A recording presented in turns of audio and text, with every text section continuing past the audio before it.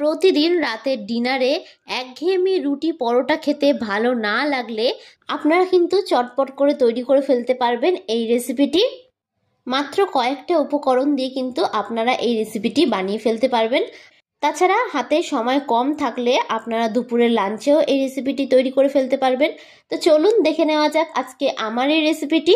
তো ভিডিওটা শুরু থেকে শেষ পর্যন্ত দেখার জন্য আপনাদের কাছে আমার অনুরোধ রইল। সবার প্রথমে রেসিপিটা তৈরি করার জন্য আমি এখানে নিয়ে নিলাম একটা মিক্সিং বোল।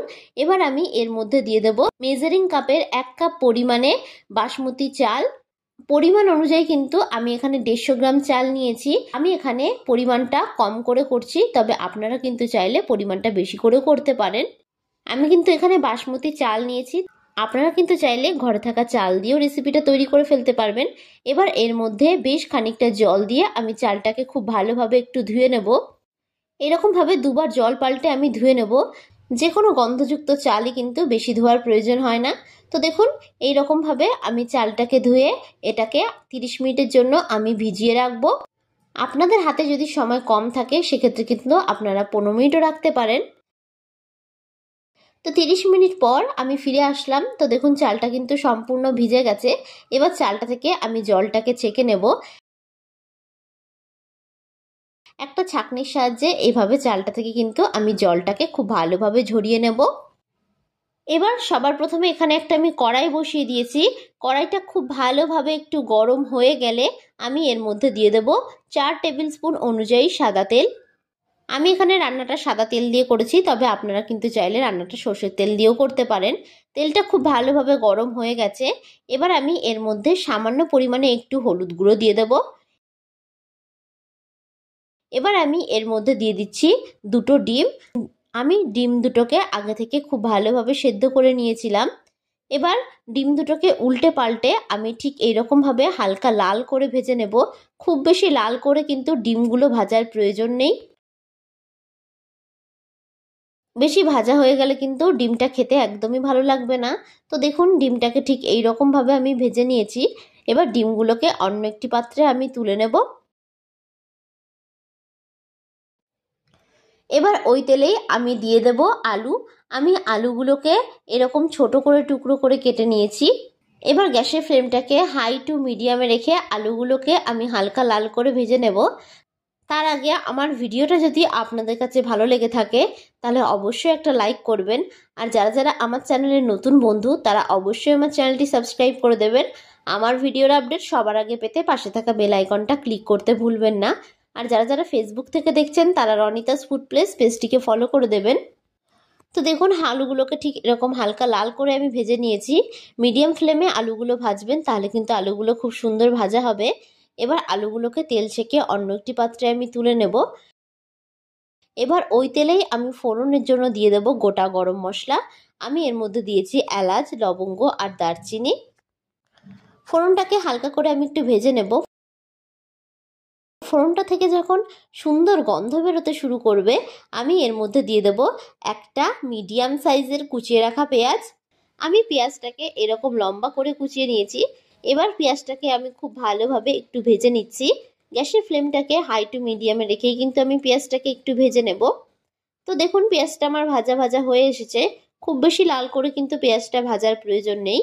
এবার আমি এই পর্যায়ে দিয়ে দিচ্ছি একটা ছোট সাইজের টুকরো করে রাখা টমেটো। এবার আমি এর মধ্যে সামান্য একটু নুন দিয়ে দিচ্ছি, এতে করে টমেটোটা খুব তাড়াতাড়ি সেদ্ধ হয়ে যাবে। এবার পেঁয়াজ ও টমেটোটাকে কিন্তু খুব ভালোভাবে নাড়াচাড়া করে একটু আমি ভেজে নেব।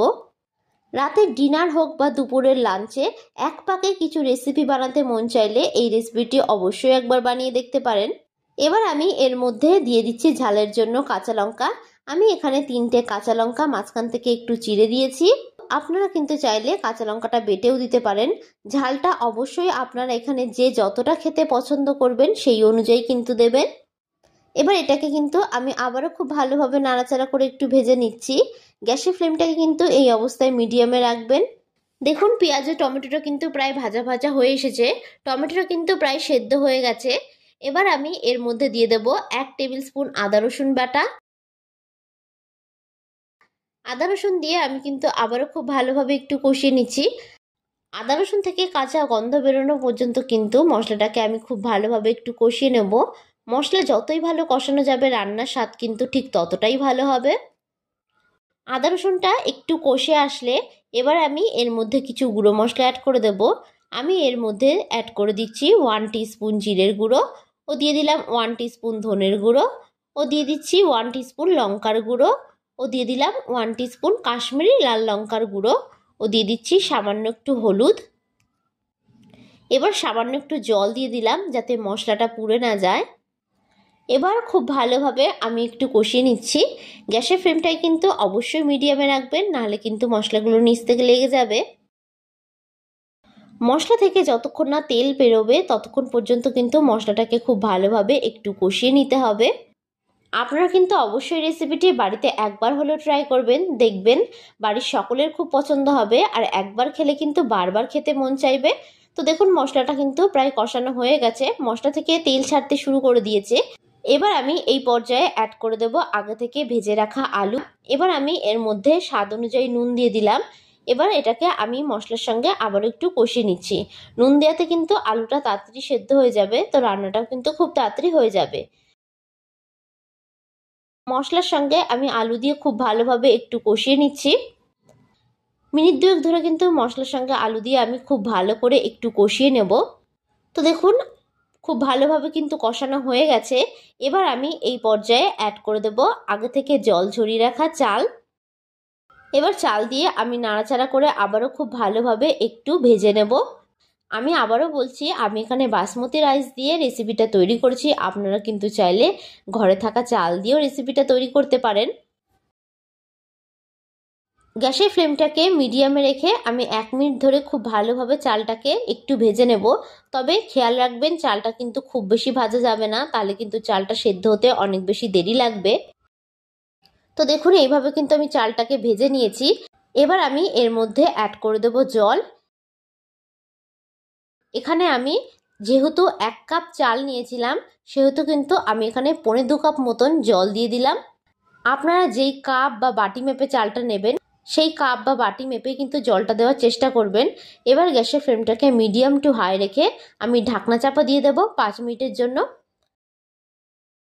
5 মিনিট পর আমি আবারও ফিরে আসলাম। তো দেখুন এটা কিন্তু প্রায় 50% সেদ্ধ হয়ে গেছে। এবার এটাকে আমি খুব ভালোভাবে একটু নাড়াচাড়া করে নিচ্ছি। এবার আমি এর মধ্যে অ্যাড করে দিচ্ছি 1/2 টিস্পুন গরম মশলা গুঁড়ো। গরম মশলা গুঁড়ো দিয়ে আমি আবারও খুব ভালোভাবে একটু নেড়ে চেড়ে নিলাম। এবার আবারও ঢাকনা চাপা দিয়ে দেব আমি 5 মিনিটের জন্য। 5 মিনিট পর আমি ফিরে আসলাম। তো দেখুন চালটা কিন্তু প্রায় সেদ্ধ হয়েই গেছে।